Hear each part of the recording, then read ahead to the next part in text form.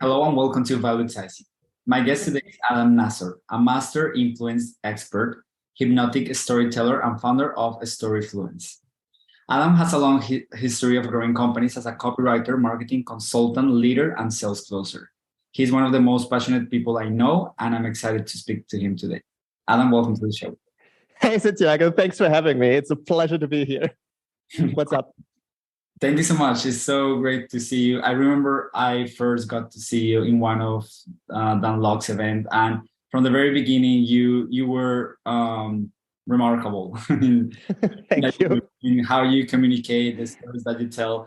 So, can you just let us know what made you first get started in influence and hypnosis? Sure. So actually, that started at the age of 12 back then. And as you can see, I am not white. And where I grew up, that was not so common. And children can be cruel. And so I was a bullying victim for almost all my childhood. And at the age of 12, that was when things really changed. Because I always was bullied and they sometimes waited for me to beat me up and stuff. But this day was different because on that day, 5 older boys came to me in the recess, in a big recess in school. We had like the small and the big recess. Yeah. And each one of them grabbed me on one limb like this. And the 5th one touched me where you shouldn't touch little boys, if you catch my drift, in front of everybody.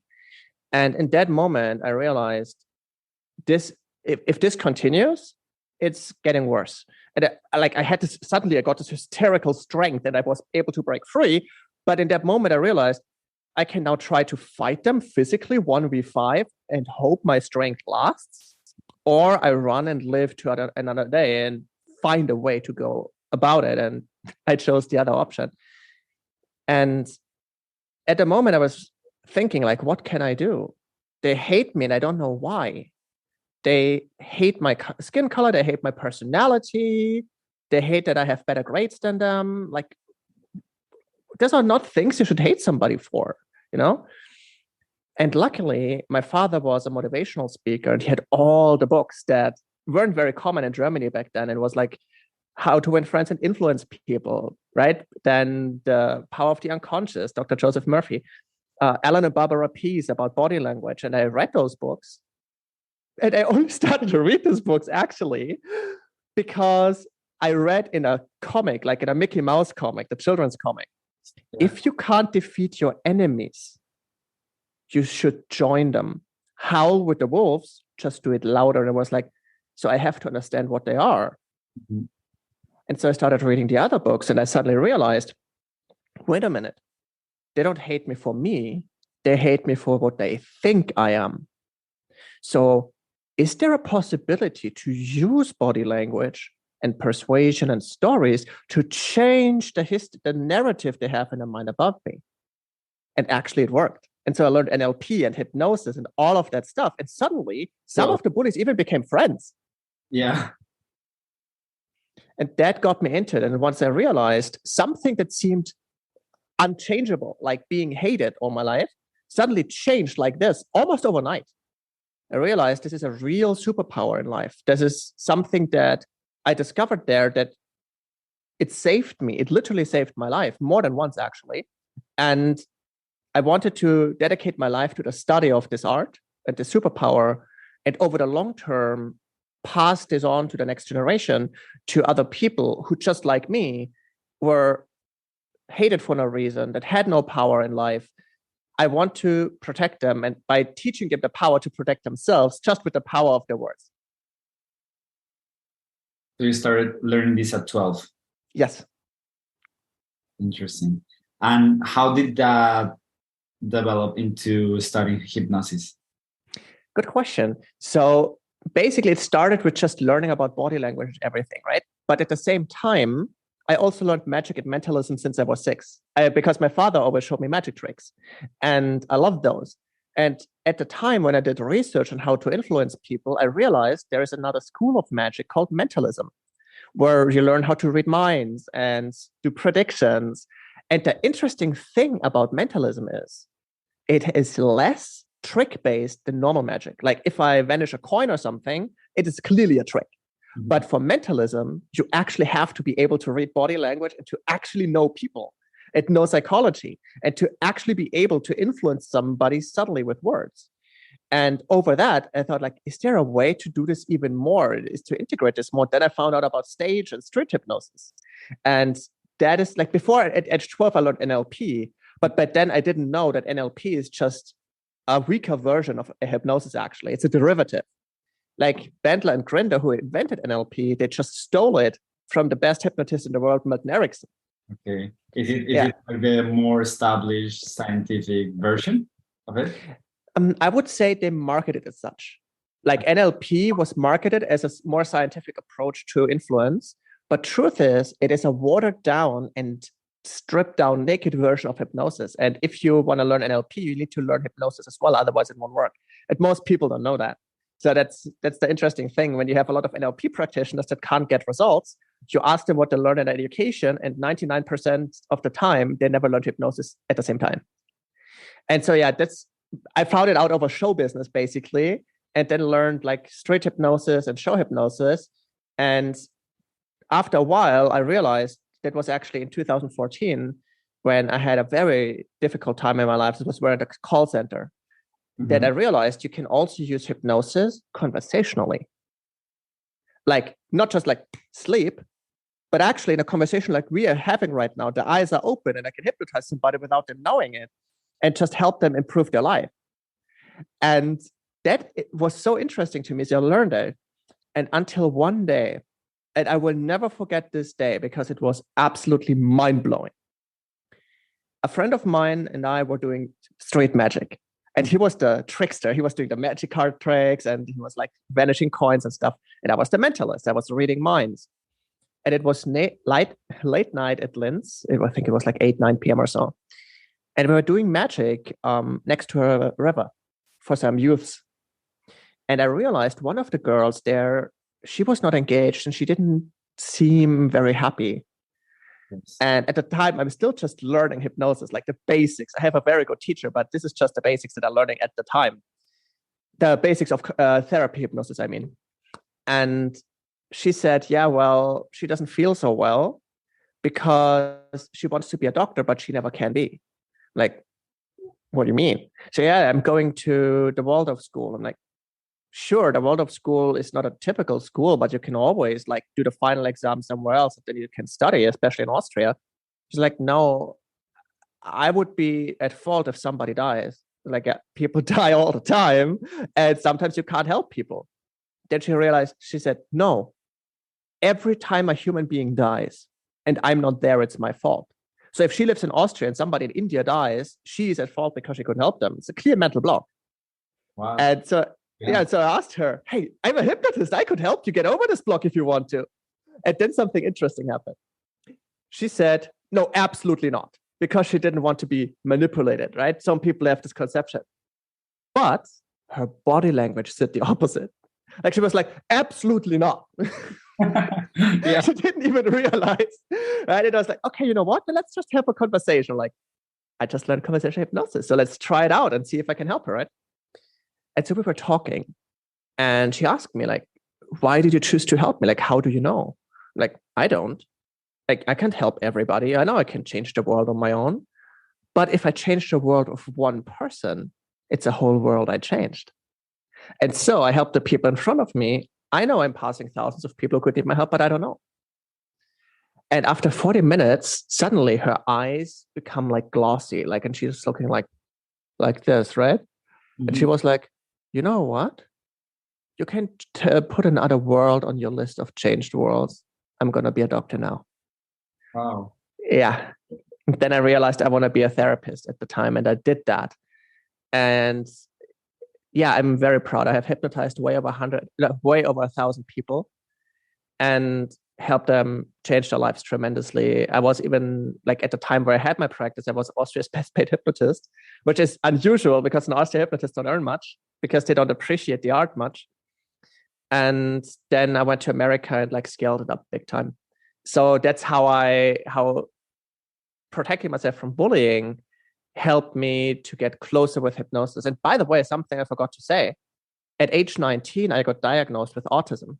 It was never diagnosed until then. So that's why I was so weird. That's why people didn't like me, because of my autistic off behavior. And hypnosis actually helped me get over that. Like, if you see me now being engaged and open and energetic, it's not what you have in mind when you hear autistic person, right? So, you're so self-aware. Yeah, and hypnosis helped me do that.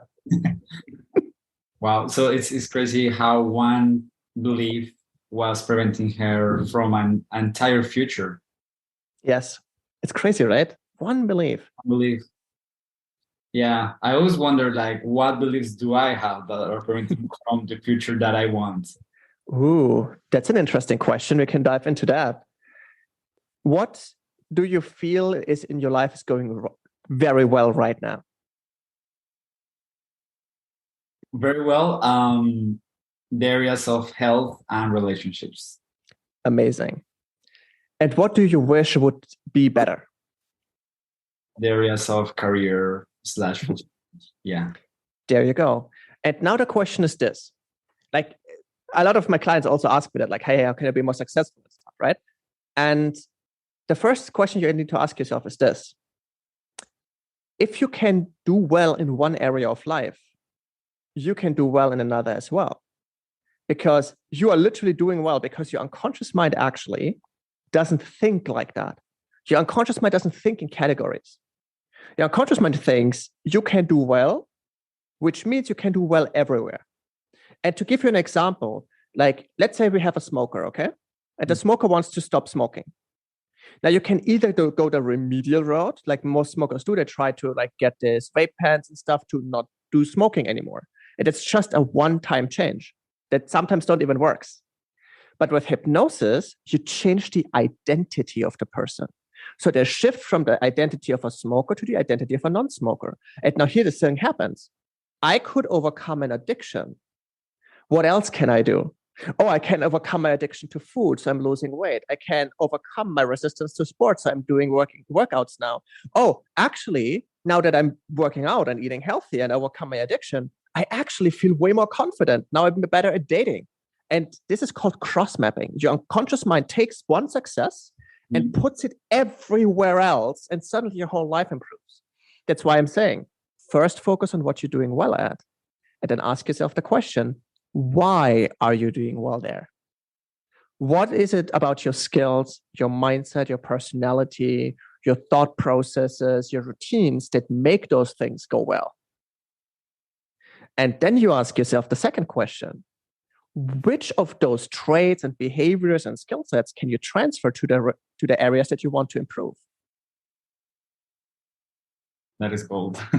Thank you so much for sharing that, because we were both students of Dan Lok, and yes, anybody listening, one of the key concepts that Dan Lok teaches is the difference between the lower self and the higher self. But it's hard because, like he's saying, the key to achieving what you want is exactly what Adam's saying, is changing your identity. Yes, changing from your core. But sometimes it's like, how can I do that? I am missing a tool. So it's so great that you found hypnosis to do that, because it's one thing is to know, yeah, I need to change my identity, but it's sometimes very hard to do it. Yes. If you want to, I can share a technique that I recently developed. Yeah. Actually, recently is good. I developed it over almost 23 years, but I finished developing it very recently. That actually allows you to do that. And it makes it super simple. And you won't even need deep trance hypnosis for this. And you don't need therapy for it. And you also don't need to know any hypnosis or anything to do that. Want to hear it? For sure. Awesome. So to explain the technique to you, I'll have to give you a little background, okay? Yeah. So if you think about it, we are all individuals, right? And we all have something that defines us as who we are. And this what defines us is made up of two things, our emotions and our memories. If I would now take away all your memories of who you are, even though you look the same, you're not the same person anymore. And if I replace all your memories with the memories of somebody else, you would look like you, but you would act as somebody else, right? Yes. And if I take away all of your emotions and you can't feel anything anymore, all your memories lose their power because you have no emotional reference anymore. What do you think about it? Imagine when you met your wife. This is a very beautiful memory for you. The wedding day is a beautiful memory for you. If I now remove all emotion, it is just, yeah, something happened. Why do I care? And that would change your relationship and who you are and how you treat her. So the two things that make you unique are your emotions and your memories. Now, what if I told you that there are 6 emotions that are the exact same for everyone in the world? It doesn't matter if you're white, black, male, female, Asian, young, old, doesn't matter. You will express them the same way with your face. You will experience them the same way inside yourself. And they have the same meaning for each and every one of us. And those 6 basic human emotions, if you know how to address and trigger them, then you can influence everybody at any time, at any point, including yourself. Because it doesn't matter who you are. If it's the same thing for everybody, you can use the same technique. Now, that's the first thing we need to realize. The second thing, all our memories we have are basically just a collection of stories we tell ourselves. And when you think about it, we are biologically primed and programmed to react to and believe stories because it was our survival mechanism. Before writing was invented, how did you know that a berry is poisonous? How did you know how to hunt? Because people told you. They gave you the story. They passed on the knowledge with words and stories. So we automatically believe them. So if you automatically believe stories and you have stories inside yourself, and those stories trigger emotions, we know that, like the best stories in the world that trigger strong emotions make billions of dollars, Lord of the Rings, Star Wars, all that stuff, right, are powerful stories. Presidents won their presidency because of the stories they told. And if you have the ability to not just read, but shape and change a story, you can change who you are. I'll give you an example. You know Lord of the Rings, right? I love it. Awesome. Me too. Now, imagine if I changed the story and instead of Frodo, Sam is the ring bearer. Whole different story. Yes. What if I change the story and say, no, suddenly Frodo doesn't care and doesn't want to take the ring? Gandalf can't convince him. What happens? The whole thing stops. It doesn't work anymore. And so there are certain key points in every story. If you remove them, the whole story breaks down. So what I'm saying is, you might have stories in your mind that would make you an absolute hero, but certain aspects of the story aren't scripted yet, and so it can't continue. And some stories in your mind make you a big loser, and if you remove that part, the whole story breaks down and you suddenly stop being blocked. Does it make sense so far? Yes. So it's retelling yourself, your stories, in order to train emotions. Yes. And here's the cool thing about it. Every story has a flow and a structure. And there are different ways to tell a story, but every story has certain characters it needs. It always has a hero, right? There's no story without a protagonist. Every story has a villain, or you don't have a conflict. Every story has something that changes. If a story doesn't have anything that changes, it's boring. Like, hey, I went to the market yesterday, and then I went home. Okay. What's happening? Well, it's like, hey, I went to the market to buy fruit, but guess what? I met somebody there, and that person started to juggle with the tomatoes. Something's happening. That's interesting. Yeah. And that's it. But basically, you want to understand which role you play in your own story and which role other people play. Every hero's journey has, and I highly recommend researching Joseph Campbell's Hero's Journey. It's a very powerful way to tell stories, and all the great stories in the world, even the biblical stories of Jesus and Muhammad, follow that principle, by the way. So every story has a protagonist, a mentor, a herald that calls you to the adventure, an enemy, a seductor that tries to pull you away from your goal, like some magical influence from the outside that gets you on track or off track. And when you understand the flow of your own story, you know exactly where you are. And to give you a very brief version of such a story, the hypnotic story has only 4 elements that you need. The first element is a routine. What are you doing before the big change? What are you doing right now? What is consistent in your life? It can be positive, can be negative, but what is consistent in that area in your life? And then usually something happens that initially you would perceive as negative or bad, that interrupts this routine, that pulls you out of it. And those of you who are following the log might have seen the video where I was at a live event at the CIB, and I was like crying about like all my debt and everything, and how bad it was, because my story was I have to carry a 700K debt, which was complete bullshit. Like I made it up in my mind. Like I thought I have to carry the debt of my father. Nobody asked me to do that, and I didn't have to, and it wasn't due. Like I just made it up in my mind. And because of that, I was always blowing away my money because the responsibility was too high. And after I realized that story is bullshit and I am not borrowing some imaginary like strength from the future, I have the strength right now, suddenly my income rose tremendously because I stopped sabotaging myself. Your behavior changed, but first the story. Exactly. But before that, I had so many iterations where suddenly bills came and I had no money, or a client told me he wants to work with me for 20 grand. And the client actually scammed me. And so I had suddenly a 20K empty hole because I took on a credit from the bank to pay my taxes because I thought my client will pay it anyway. Okay. And he didn't. And so I had another debt, and it was crazy because it was a lot, and I defaulted on that and so on. It was really bad. So something that happened, it was really, really bad, right? But at the same time, after something bad happens, somebody or something changes, which is step number 3. And that change is usually extremely powerful. Because all the bad stuff in my life that happened, I became incredibly resourceful. I had incredible faith in everything will work out, no matter what happened. And that changes how you deal with things. To give you an example, in 2020, when COVID broke out, I was in a spot that was so bad that I literally didn't pay rent for 10 months. And the only reason why I did not get evicted was because of COVID. Austria has a social system that says you cannot get evicted from your home during a global pandemic. So they couldn't kick me out. And I leveraged that and used all my money instead of paying rent to pay for further education and skill training and mentorship.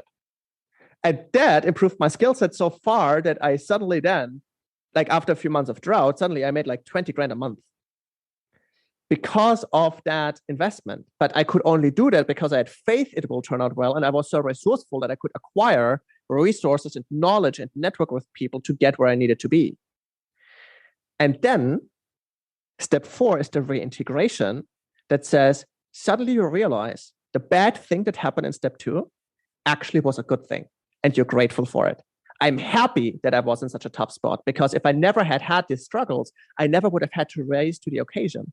I would never have had to overcome that, and I've never gained the strength and the knowledge and the intelligence to deal with stuff like that. So think about your own story where you are successful. You said you are happy with your health and your relationships. What was the routine before? What was the bad interrupt before you had your great relationships and great health? What did change so suddenly things are good? And why are you grateful for it? And then you think about the other perspective where you want to improve. What's your routine? Did you have the bad phase yet? If not, maybe it needs to come. Maybe you need to put yourself in a position where you have to learn more. Ideally, you don't have to have bad stuff happening to you, but usually we humans, we don't act unless something happens. Yeah. Or if something bad is happening, did you learn from it yet? And if you didn't learn it yet, it continues to happen until you do. You will encounter the same issues and the same problems until you learn from them, and then you will not encounter them anymore. It's life's way of teaching you. And then you have the reintegration. As soon as you feel grateful for something, you will change. And that is a huge difference. So I hope, this was a long-winded thing, but first you understand the structure of a story. You understand which of your basic emotions are triggered in the story, and then you try to change the routine. You change the interrupt. You change the learning. You change which part of which role you play in your story, and then you can completely change who you are. Make sense so far? Yes. And how do you make the change permanent? Excellent question. You are a good interviewer, my friend. So how do you make a change permanent? There's only one way to do that. The change will only be permanent if you change your identity with it. Yes. Wow. Yeah.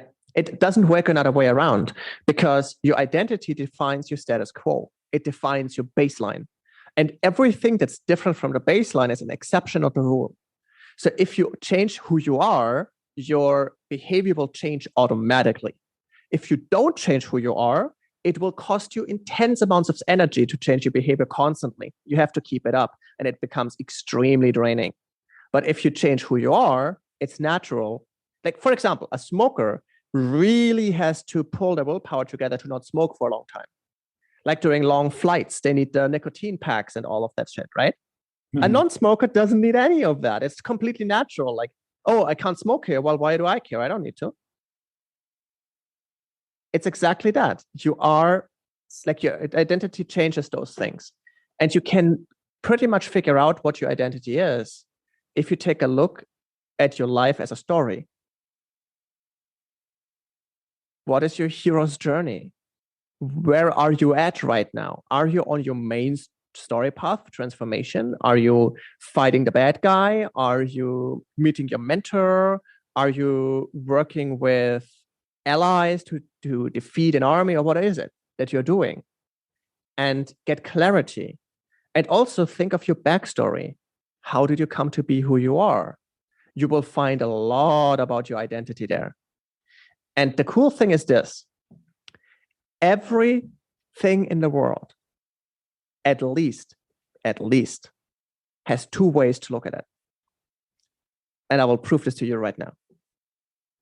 I want you to tell me something in your life that you feel is not good right now. And I will tell you what's good about it.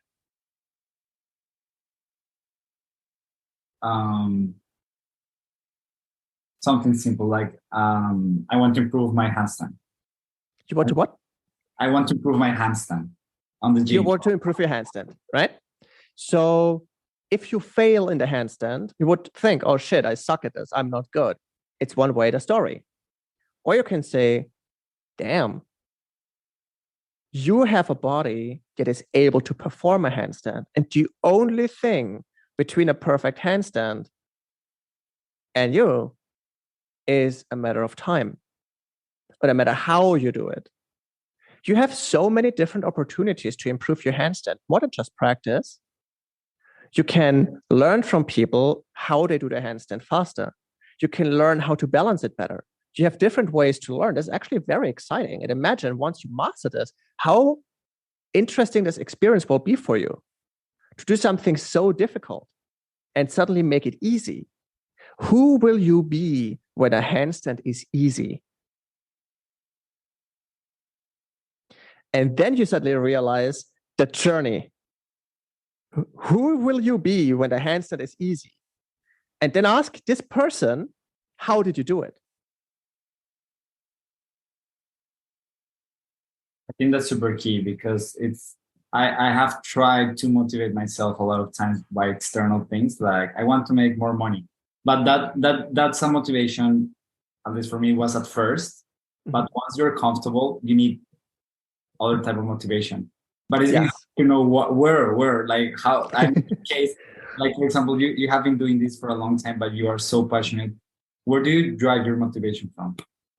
That's a very good question. I would say the reason I have motivation is because I don't rely on motivation. That's the magic behind it. Because motivation is an emotion. It's not one of the 6 basic human emotions. And the thing is this, every emotion in your body, maximum, can only exist for 90 seconds. After that, it vanishes. So if you feel an emotion longer than 90 seconds, it means you have a trigger inside yourself that constantly keeps activating it. Because you don't just love your wife for 90 seconds at a time. You love her constantly. You love her every day. You love your children. You love the friends around you. You love what you do. That is, you have a constant trigger that reminds you of the emotion, triggers it new. But if you have to rely on external triggers, if the external trigger is gone, pretty much after 90 seconds, you lose your motivation. And you have to force yourself to get back into it. And it doesn't work. because forcing motivation is the opposite of motivation. Like, it's almost like, I order you to love this right now. It's not going to work. So what I did is this. I made it part of who I am. Remember, hypnosis and influence and persuasion and storytelling saved my life. It is a superpower. It is who I am. And I see it as part of my superhero powers, right? Mm-hmm. In my own hero story, this is my number one skill set, that I can evoke emotion in other people, that I can guide them, that I can talk to their unconscious, even if they're awake, and I can build friendships with them. Because deep down in the unconscious mind, we are all the same. And everybody wants friends. Even the most vicious person in the world needs allies and has dreams and hopes and things that make them warm and soft and kind. And realizing that this skill set is not just a one-off thing, it is something that can bring the whole world together. It's a huge, big thing, bigger than myself. That helped me understand I want to be part of something so much bigger than myself. I want to restore the reputation of hypnosis. I want to bring people the skill set of persuasion so they can save themselves and save the people that they care about and get what is rightfully theirs. Because when you think about it, in this world, everything you want, somebody has. Somebody else already has it. And you just need to master the skill of getting it from them. And I went one step further, is that instead of just getting it from somebody, how can I make them want to give it to me? Wow, yes. And then I asked myself, who do I need to become to be somebody that people want to give stuff to? And my hypnosis mentor, who was my first mentor, and now is a dear friend of mine for over 10 years, actually, he said, it's very easy, actually. It's just the same way you make money. Be a person so awesome that people want to be around you. And if they show up, charge them. It's that simple. So I'm doing my best to be a person so awesome that people want to be with me, that want to engage with me, that want to be my friend, because I do my best to be the best possible friend and ally I can be for them. And one of my mantras is, I always get what I want, because I make sure that everybody who gives me what I want gets what they want and more. And that's a part of my personality. It's about value.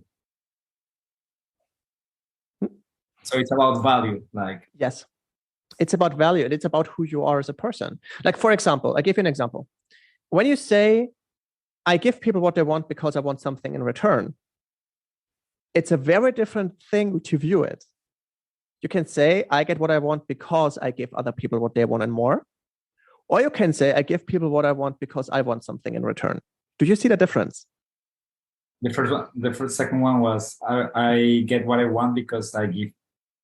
How was it? Sorry. Yes. Okay, I'll say it one more time because it's a very slight, small difference, okay? Version 1, I give people what they want, so I get what I want. Version number 2, I get what I want because I make sure everybody else gets what they want and more. Do you see the difference in causality? The first thing, I only give because I want something. It is a manipulation attempt. It's a bribe. It's a transaction. In the second version, I do it before, like I make sure they get what they want up front. And so they give me what I want in return without me having to ask for it. It's a difference in causality. And it's a different in personality. Because if you are a person that generates value, you don't think about transaction. You don't have to force a transaction because you just naturally give people what they want because it's who you are. It's fun. You like to do it. And because of that, reciprocity is one of the influence principles. They want to give you back. It's natural because we as human beings just work that way. And here's the cool thing. The most powerful change that changed my motivation and my consistency forever is when I stopped caring about the end result. I stopped caring. Like my goal is to be like, I remember like 2 or 3 years ago, I said, I want to be known as one of the world's best persuaders and influence experts ever. And I'm already starting to write my book and all of that. And I get invited by people to speak, which is awesome. I'm on track with my story, right? But I realized once I stopped caring about achieving that goal, everything else became part of a journey. And like, I just want to enjoy the process. Instead of like, hey, I want to be known as this, I want to be this. Yeah. Yes. And I don't care if people know that I am, but I want to be that. That you do it for yourself, and then it becomes part of who you are. And then you don't lose motivation because you don't need motivation to be who you are. Like, do you need to get up to bed and say, today I'm Santiago, and I hope I can keep that name for the rest of my day? Do you need motivation to love your wife? There you go. You don't need motivation to accomplish things that are part of you. So was that one of the reasons that you decided to hone in copywriting after you had a successful career as a closer and leader? Yes, actually, that was part of it. Because I realized, like when I started to learn from Dan Lok, I was 100% identifying as a hypnotist. And I even remember when I learned closing, I was afraid that I have to stop being a hypnotist. But then I realized everything I learned about hypnosis made me a 10 times better closer. My growth was like way, way faster. And then I actually did what I was afraid of. I closed down my practice to be a full-time closer, which was not a wise decision because I closed it down before I made money as a closer because I wanted to burn the boats, as you say, right? And then we had a lot of business accounts that had not a good marketing. And then after about a year of dabbling around, I was like, you know what, fuck this. I can be the best closer in the world, but if I don't get leads, it doesn't matter. So what do I need? Like, where do I need to be to really impact the lives that I want to impact with my skill sets? Well, the person who generates the leads is the person who has the most freedom and the most power, right? And so I realized hypnosis is a skill set that is persuasion for change.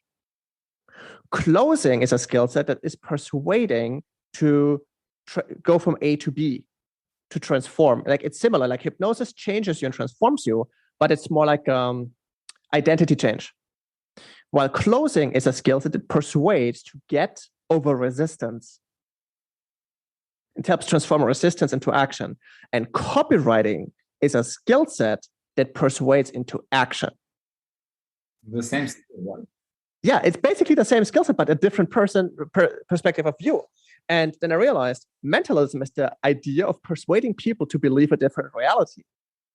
So I realized that all the different skill sets I had, the reason why I felt incomplete is because I thought hypnosis was the only tool. And then I realized, no, all those tools work together. And that's why I wanted to learn so much. I wanted to learn about leadership. I wanted to learn about copy and closing and persuasion and even dating. I learned to understand how this whole stuff works. Today, I blended all those different skill sets, public speaking, storytelling, closing, persuasion, all those things together in one blend of skill. And that is who I wanted to be from the beginning. That's so awesome. So you found a way to integrate all those things. Yes. And it was not easy. I can tell you that. Like mastering a new skill is absolutely crazy. Like learning copywriting, like learning closing was easy because it was basically just hypnosis on the phone. But copywriting, like the deep research, the attention to detail that I fucking hated, nah, man. And also in closing and in hypnosis, you get feedback from the person you talk. In copywriting, you don't. And you have to anticipate and predict how will a person respond to this. And so that is what tremendously helped me understand, okay, I have to enter the conversation in their mind. I have to understand which stories they tell themselves. I have to know who they see themselves as so I can influence that story and change it around. For example, let's take the biz op niche, right? In the biz op niche, what do most girls say? Hey, are you stuck in your 9 to 5? You hate your boss. I can show you a different way. You get freedom, like you can live life in financial freedom. It's a very simple breakdown of a hero's journey. You are stuck right now. You are in your village. I am here as your mentor and as the hero to call you to adventure, even though you might not think you can, to defeat the bad, evil villain, which is the system or the 9 to 5 or your boss. And then you will return with freedom and free everybody around you. Routine, interrupt, change, reintegration, right? And every guru has the same story. I was so broke, and then I found my mentor, and suddenly I changed it. Now I'm rich. Learn from me. Dan Lok, same thing. Broke, came from China, not a word of English, got bullied, nobody liked him. That was the routine. That he had to move to Canada was the interrupt, because it was even worse for him. Then remember when he started his businesses and failed and failed and failed, when the guy with the website scammed him, he lost even more money. And then he invested that and lost even more money. And then suddenly he met his mentor, call to adventure, finds the mentor, changes, learns this. Then it was even harder to learn from Alan because it was so hard. Like the feedback was so hard. You have a constant up and down, like a hero encounters. You had challenges and challenges and challenges. And in the end, he became a different person. His identity changed. Same principle. It's the same for literally everybody out there. So the kind of the reward of the journey is that identity. Yes, 100%. It's the most powerful driver that you have. Ooh, that reminds me. I have a story from a client that I help with hypnosis. And that story, I think, will demonstrate the power of identity better than anything else I could say right now. Now, picture this. I'm working with this mother, okay? She's a mother of 2 children. And we worked for a year. And after 1 year, she tells me, Adam, I am ashamed to say this, but I fucking hate my children. I hate them. I despise them. I don't want them anymore. I don't want to be their mom anymore. I want to give them away. I want to run away. I'm sick and tired of doing this. I fucking hate my children. And it wasn't just some frustration of the day. She meant it in the moment. And the thing is this, every time her children needed something, she was the first to help them, the first to care when they got sick, the first to jump in when they needed help. How does this fit together? If you hate somebody, you don't help them like that. So what's up? And so I prepped her for this for 1 year because I sensed that would be the issue. And so I put her in a trance and I take away her memories. Remember what I said before? Memories define who we are. I took away her memories of having children. So I basically made her completely forget that she ever had children. Mm-hmm. And she's in the trance and she forgets does she have children. And I ask her, like, who are you?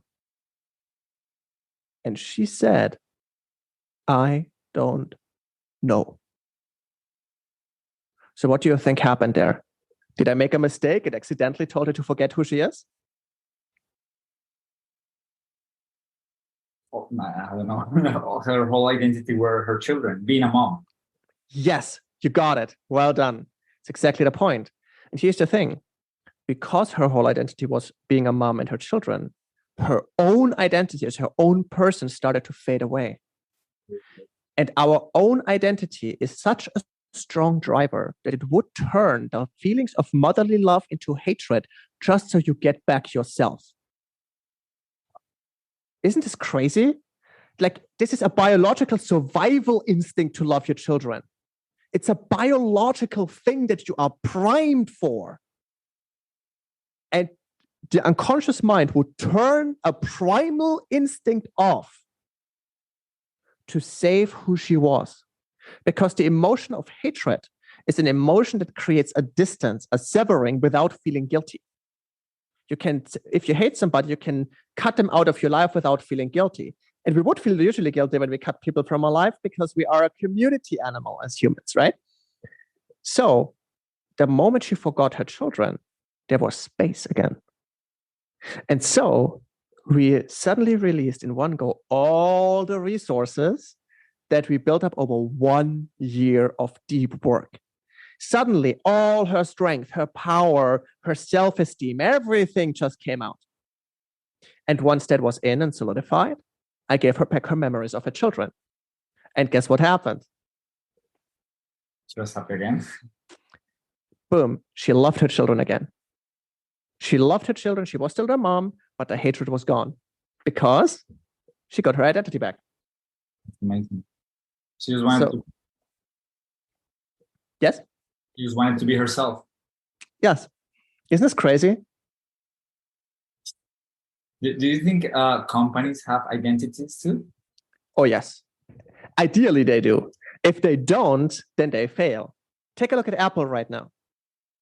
Remember the times when people would camp 3 days before an Apple store for a new iPhone release? Have seen it recently? Absolutely not. What changed? Yeah, that level of I saw one conference by the ex CEO of Kajabi, and it was so interesting because it wasn't about marketing in the sense of funnels, all those things. He was talking about how they created a tribe and they were evangelizing people. That's the word he used, which is so religious. It's crazy. And he said that was the key to Kajabi's growth. Yes. That's exactly the power. You want to create a story that people go into. If you evangelize people, you tell them a story that convinces them. Without a story, you can't evangelize people because what do you evangelize them for? I can say, hey, believe in my God. Why? Follow me. Why? But if you tell a compelling story that makes people identify with it, they follow. And as you correctly said, they evangelize people, and that makes a big growth. And the same was true for Apple. They told a story. We are the rebels. We are the creatives. We are the innovators. Everything we do is new and revolutionary and special. And you will be like prestigious and you will be the forefront. Everything that you have, people will be amazed by how forward thinking you are. Well, you can't really keep that story up when the only innovation you have for like 10 years in a row is the fucking camera. And so that's why it stopped. That's the point. And a company needs to have an identity. And I remember I have a client that I helped to grow from like 300,000 followers on Instagram to like 2.7 million in about a year. And the first thing I did was establish an identity. Because he was teaching how to make money online just like everybody else was. But I realized he's a very authentic person. He's a very honest and genuine person. I like him very much. We are still like friends, right? And the first thing I established is his story of being an anti-guru. He was the opposite of the others. He said, like, I don't waste my money on Lambos because I don't want to. I'd rather spend it on charity or on my students because that's what I like. He never wore anything else except black t-shirts and black jeans because this was who he was. And I used that to reframe it. I don't have to flex my Lambo because I don't have a Lambo, because I don't want one, because I am all about financial freedom and living life as you please. And I don't have fun with that stuff, so I don't need it. And that attracted a lot of people because they were sick and tired of the gurus flexing, look how rich I am. And if you do what I tell you, you can be just as rich. Boring. I know who you're talking about. And it's a very unique message. Mm-hmm. And I realized then after I left the company, they stopped using that message. And suddenly sales dropped down. That's why. They didn't put as much focus on a narrative anymore. And I'm not blaming them, like, because every company has growing pains and it's not easy to keep something alive if you are compartmentalized. That's why when I can give an advice for copywriters, never ever work with a company where you cannot interview, like I mean, an influencer personal brand, if you can't interview the influencer personally.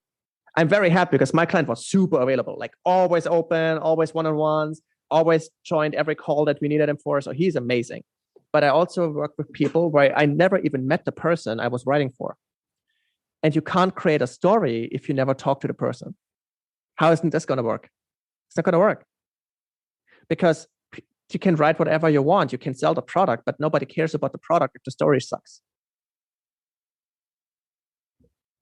That's a good quote. Thank you. Nobody cares about the product if the story sucks. Yeah, exactly. Like I can give you another example for that. Like, let's see. How about this? I'm going to sell you. It's actually a real life story, by the way. I'm going to sell you. Okay, I have to keep it together for this because it's so stupid. Okay. I'm going to sell you a thin metal plate in a plastic CD case. And I want to charge you $50 for it. That's it. Pay me. No. Fuck no. But now here's the story. And the thing is, I didn't believe it, but my parents did it, so they bought it. On the front, I'm writing energy flows out here. And on the back, I'm writing energy flows in here. And I'm telling you that this metal is a special alloy that has a very unique ability to conduct energy and to create a magnetic field that cleanses nutrition and water of negative energy. And then I'll show you some scientific studies, how magnetism and energy fields can influence water. There was this Japanese study where he actually used different sounds and he was blasting heavy metal on water. And after he stopped the music, he froze the water and the water crystals were very pointy and chaotic. And then when he used classical music and beautiful music and then froze it, they were very harmonious and beautiful and perfectly symmetrical. And this metal can do that. So if you use this thing and you put it under your water or you put it behind you when you're working, it's going to cleanse your body, it's going to cleanse your food, it's going to cleanse your water permanently, and you don't need to recharge it. That's so funny, but I would buy it. Right? I mean, later I realized that the company who sold it was actually Scientology. So I actually was able to protect my parents from that because I learned about Scientology in school. One of the very few things that school was actually useful for. But basically, you see the story changes it completely from a stupid metal plate with energy flows in here, who do you want to scam? But with the right story, the product becomes pretty fucking incredible.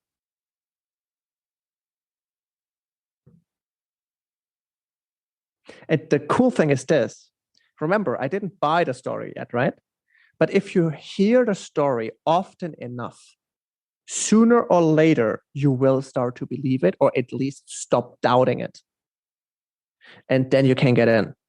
So when you want people to really take on a message or really go deep with something, you have to put the message in a story that people want to retell. An interesting story, a mysterious story, a funny story, ideally. Because if people get social attention and approval from telling a story, and the story has a message, you have free advertising for the rest of your life. That's super interesting. Wow. So how, nowadays, what do you do? I know you have a story fluence. I saw some of the offerings that you have. Can you explain how you help companies today? Obviously. Yeah, obviously. Of course I wanted to say. Of course, I'd love to. So do you notice when you sometimes want to say several words in one sentence and then just another word comes out? So I want to say, absolutely, I would love to, of course, and then absolutely, and of course became obviously fun. Anyway, what I do is I do mostly consulting. So a company can hire me to take a look at what story they represent, what identity they represent. Usually they call me in when they realize that they can't get ahead of their competitors anymore, or they realize they have a drop in sales despite having a great offer and despite having actually effective marketing, but they still have less sales or lower retention suddenly because people just go to the competitors. I mostly work with personal brands and with influencers because it is increasingly difficult to stand out if so many people today can be an influencer. It's so easy. You just go to your phone and say, boom, here we go, right? And now with the launch of Threads, where people can like literally get 30,000, 40,000 followers in like 24 hours, it is very easy to gain eyeballs. But over time, the only thing people will remember is who you are. And the interesting thing is that most of the time, the most ethical, the most genuine, the most generous people have the worst stories. It is incredible. Yes. The biggest scammers, the worst villains and scumbags have such compelling stories. And they, like, think about Logan Paul. The dude has millions of followers and he scammed people with 2 crypto projects in a row, and they still buy that. I don't blame the people, but the dude has just a very compelling way of telling stories and making people believe him. And then you have people who really mean it and really genuine and really honest, and they can't sell shit.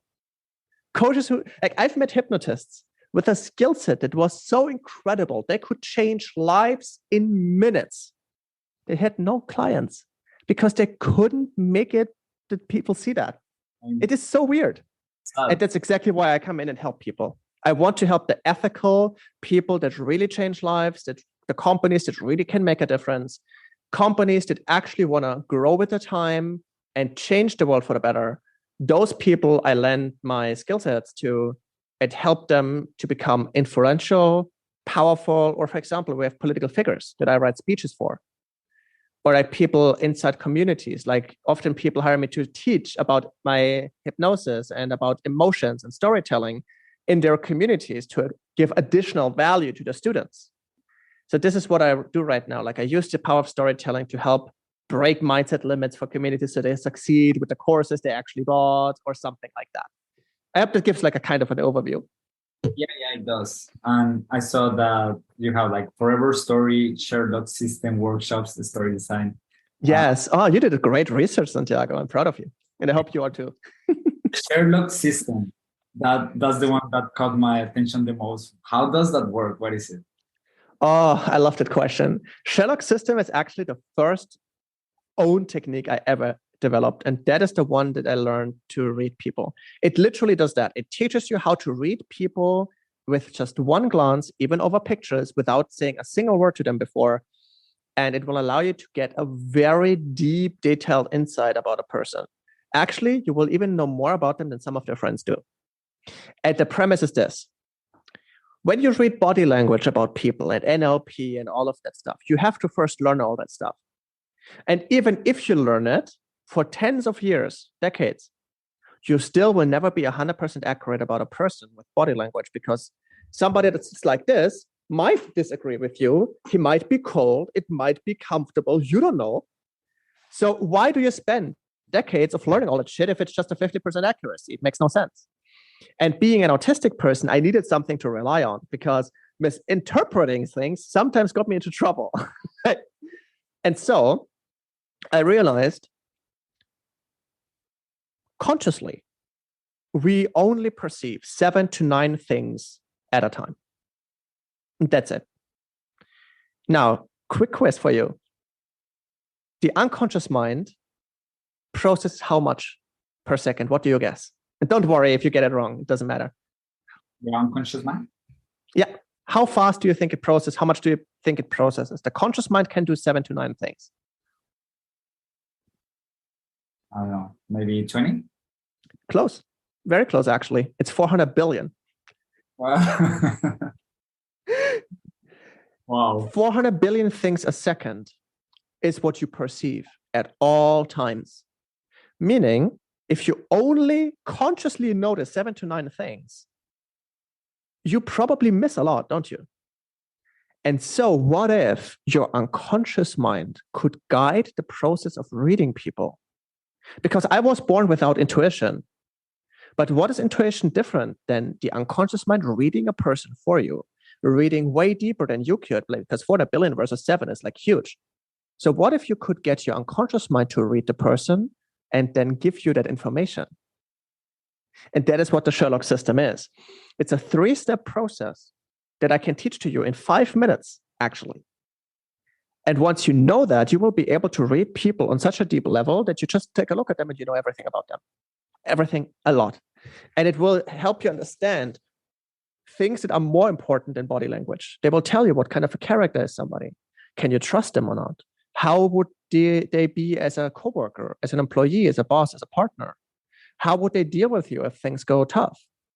Because you will be able to read the story of somebody that they have in their own mind, extract it unconsciously, and suddenly know it. And who would this be perfect for? Definitely for leaders of any case. So if you're a manager, you lead a team, you're part of a hiring process, you are a person who wants to work with ethical people and want to make sure you get the right team. Or let's say you want to scale your business. You need the right people for that. But you don't know. Everybody can bullshit in the first interview. Everybody can bullshit on the resume.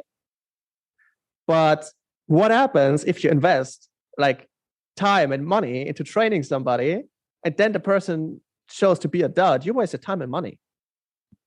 But what if you could, before you even meet the person, know if it's a good fit or not? That is what this is for. And of course, it's also a great party trick. Like, it's perfect for dating, by the way. Oh, it's so good for dating. It is incredible.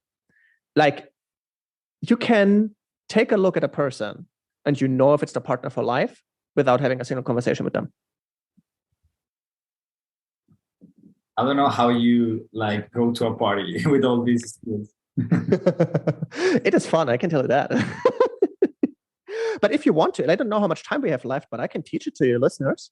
I'm very, very open to teaching that system. I hope that as many people as possible learn it. Because I'm also not concerned that it will get in the wrong hands. Because for a very simple reason. It works using the unconscious mind. And the unconscious mind cannot lie. The unconscious mind broadcasts who you are and what you think 24/7. And other unconscious minds are reading this. So if you try to use the Sherlock system to manipulate a person or to use it for an unfair advantage, suddenly, instead of reading a person, your unconscious mind will broadcast to the other person, hey, I want to scam you. Give me all your info. And you will get a completely off read because the other unconscious mind is blocking it. So therefore, you cannot abuse the system, which is pretty cool. Yeah, I mean, if you're open to sharing, I'd be honored for you to. Awesome. So there are multiple steps to do that. 3, in theory, 4 steps, but let's focus on the first 3. The first step is this: you observe without judgment. And that means you take a look at a person, or you listen to what they said, or you take a look at a photo, whatever. And the most important thing is you only observe things that people can have no 2 opinions about. Example, when I take a look at you right now, I can say you have facial hair. That is an observation that nobody would have a different opinion because you obviously do. If I say, oh, you have a nice beard, that could be a point of discussion because a Viking that has a beard like this would say, oh, this is a beard, this is but a boy's hair, right? And then if somebody that is clean shaven would say like, well, looks cool, right? So there could be 2 opinions. I personally, I like your beard. It's awesome. It really looks good, man. So, but you have facial hair is a very clear observation without judgment. It's what it is. I can say you have a plant in your background because that's also very obviously the case. Like, it's not an animal, obviously. I can see that you have something on your wall. Also, something very clear. And this is what you do. And the most important thing for all the steps is the 3-second rule. The 3-second rule says, whenever it takes longer than 3 seconds to come up with something new, you move on to the next step. Because then you realize that you're trying to become conscious. Okay. And you don't want to be conscious during that process because you will be so wrong. It will be crazy. I learned that lesson the very, very hard way. When I was first creating the system and experimenting, I was on the streets at doing magic and mentalism. And I was reading a person and I was trying to do it consciously. And I was trying to force to get more info. And I got everything wrong. I even said like, oh, you're not a teacher. Yes, I am a teacher. Okay, but you don't do this. Yeah, I do exactly this. But you don't teach this. Yeah, I'm doing exactly this. What is wrong with you? Like, oh my God. It was so embarrassing. Yeah. So yeah, 3-second rule. So, and because I want to teach it to you, so you actually can use the skill set later. Now you follow step 1. Observe what you can observe here about me, about my background, doesn't matter, without judgment. I was going to say you have a lot of books, but that's subjective. You have 5 books on the top shelf. Mm-hmm. You have a red t-shirt with black shades. Mm-hmm. You're using headphones. Mm-hmm. Excellent. Perfect. See, 3-second rule. Amazing. So you noticed I have 5 books here. You notice I have a red jacket with black shades and I have headphones. Amazing. Well done. Now, step 2 is interpretation. Interpretation says, now you take the observations that you found in step 1 and you ask yourself the magic question, why would a person have what I observed? So in your case, why do I have books here? Why do I wear this jacket? Why do I have the headphones? And here it doesn't matter if you judge. It doesn't matter. You don't have to be right. Really, I cannot stress this enough. It doesn't matter if you're right or wrong about this. Just let it come out, because in the end, you'll see the process can be wrong, but the conclusion will be right. I can promise you that. Okay. So, right. Go for it. I would say you have a lot of books because you are a person who loves learning, and your teacher maybe shows that you are a very happy person, that you enjoy the summer, and your headphones show that you have some type of remote work because you are prepared for this type of interactions. Amazing. Wonderful. Great observations, by the way, and great interpretations. Now, once you have that, step 3 is called creating avatars. And for the avatars, you ask yourself another magic question. What kind of person would fit the interpretation that you made?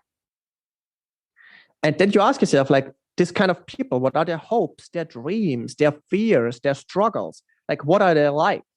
And you just brainstorm and let it come out.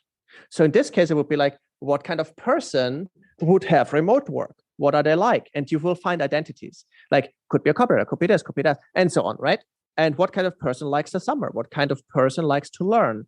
What jobs do they have usually? What upbringing do they have? How are they in their relationships? What do they do for a living? What do they do in their free time? Like questions like that. Ready? Yes. So, but so I try to kind of generalize other people who would be. Yes. Yes. Okay. Well, if you have books and you also work remotely, I may think that you are an online expert. So online experts typically they teach, they mentor others, they consult, and they have a knowledge-based business. This might tell me that you are passionate about exactly that, like learning and teaching. Awesome. Very good. Now, what kind of a person would like, because you said like summer, right? Because of that. So what kind of person would like summer?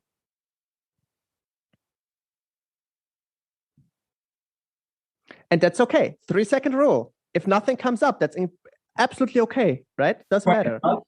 Someone who lives in Germany. Yeah, somebody is in Germany, maybe, right? And then another thing, like somebody who likes a lot of, like you even combine them, right? Like somebody who has books and works remotely, you combine the two of them. But when you take a look at it separately, what kind of a person likes to learn? Remember, the step 3 applies to step 2. So in step 3, you wouldn't worry about your observations. In step 3, you ask only about the interpretations. And your interpretation was somebody who likes to learn. So what is somebody who likes to learn like? What jobs do they have? What wishes, struggles, dreams, and hopes do they have? They want to share their message with the world. They want to help people. They want to increase their skills in order to create transformation. They want to become masterful. Yes, excellent. Wonderful. And now you have a lot of information, right, about what kind of person it could be. Now, in the last step, you start to paraphrase this. By the way, everything we just did out loud usually only happens in your head, right? Now you paraphrase. You basically collapse all the avatars you found together, and you just describe it down, like you just paraphrase what these people are. And very important, while you paraphrase, you do not refer to your observations or your interpretations. You don't refer to them because they could be wrong, but your conclusions will be right. So you only paraphrase what you have as an impression about the person, about their hopes, about their dreams, about their struggles, about their passions, how they might react in certain situations, but you do not refer back to your observations or your interpretations when you paraphrase it to a person. Very, very important. So would I be telling that person those things in order to confirm that they're true? Yes, you would try to confirm. And how about you finish the exercise for this, and then I'll use it on you so you see how it would look like, okay? So, Adam, yes.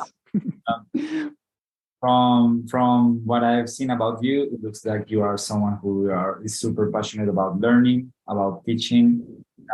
You might do some type of remote work, so you might be a digital nomad who works in the knowledge industry, maybe as a teacher or a consultant.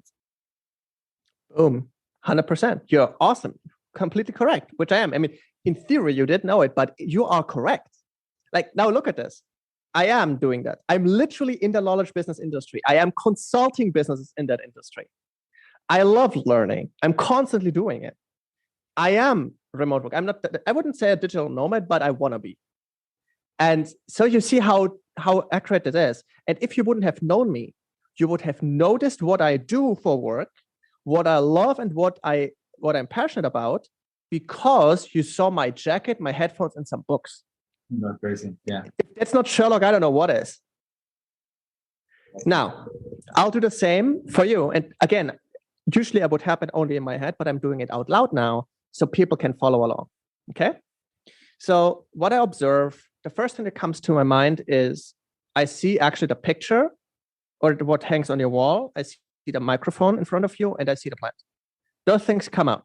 That's the thing that I immediately see. Now, why would you have one picture on the wall and nothing else, right? So that could be because it's a specific picture that you like.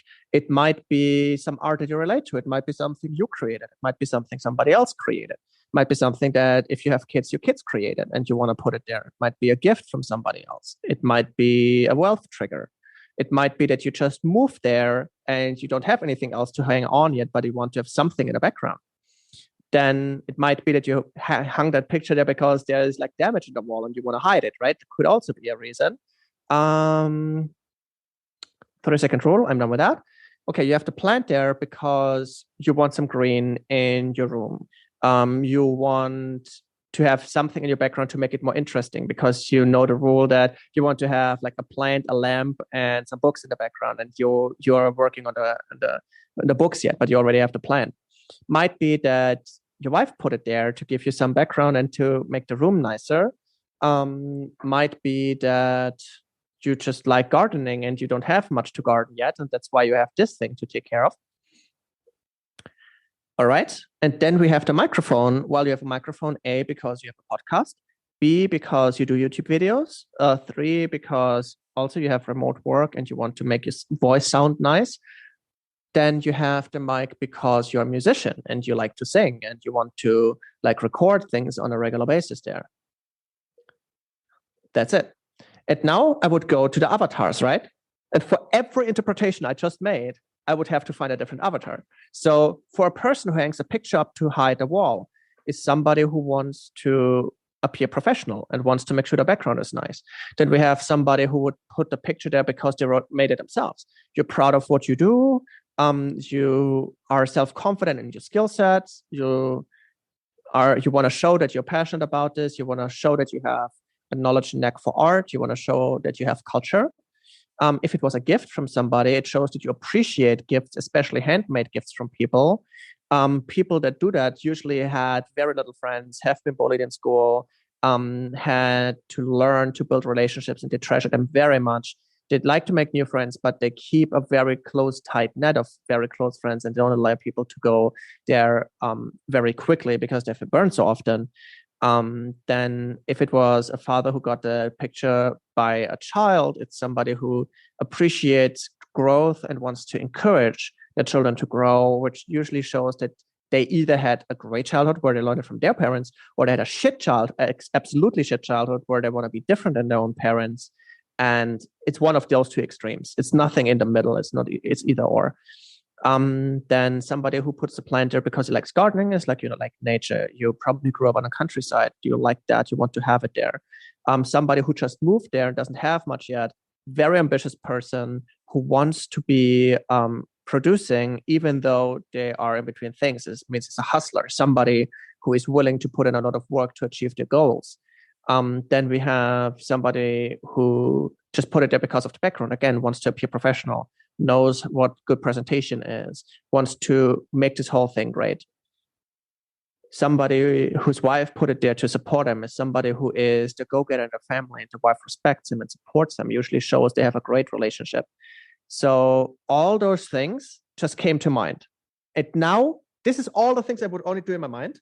And now I would paraphrase and say, well, Santiago, correct me if I'm wrong, but you strike me as a person who has an incredible drive to get things done. And I would see that you are the kind of person that even if you are extremely busy and lots of things are going on in your life, you would still be the kind of person to start something new if you see the potential of, like, let's say, start a business or start a presence or a podcast or whatever. I would also think that you're the kind of person who is loved by people for being able to listen properly. Like, I would probably see that people will not see you as somebody with too much ego. They would rather, you would rather be the person who is listening to others and boost their ego because of it. I would also think that you have a great relationship with your partner. I would say that when you met her, that you hit it off very, very well. And I would say that you have a very harmonious relationship. And I would also say that you tend to be a person that is very focused on making sure that the people around them are successful and feel good and feel great. And that's it, what comes out. That's crazy. Yeah. That's very, very accurate.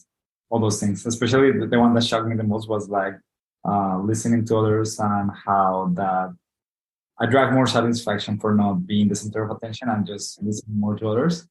There you go. That's something profound that you caught in. Interesting, isn't it? Just because if you see certain things, it's literally like Sherlock Holmes walking in a room, seeing a few things and making his conclusions. That's because this way, the unconscious mind is so brilliant that it brings your attention to things that you want to know or need to know. And you could see I was just talking. I wasn't even thinking. Yes. Wow. Adam, I do need to go in 8 minutes. Oh, good. Let me check. I do have to go as well. But yeah, we actually were awesome in time. Thank you so much for sharing your knowledge. You were so generous. Not only your knowledge, but your stories, your energy. I think you are such a great mentor, and I'm excited to see you keep growing all these years. Thank you so much, Santiago. I appreciate it. Thanks for having me. Yeah, and the last thing was, if someone wants to know more about you, how can you help them craft their stories, change their business? Where can they go? Best would be on LinkedIn. They can find me on LinkedIn there and text me there, and we can have a conversation there. If you enjoyed the show, hit the share button and send it over to one fellow marketer or entrepreneur. We work hard to make sure they'll thank you for it. Also, to get featured on the show, go to valuetising.com and apply to become our next guest. Until next time, keep valuetising.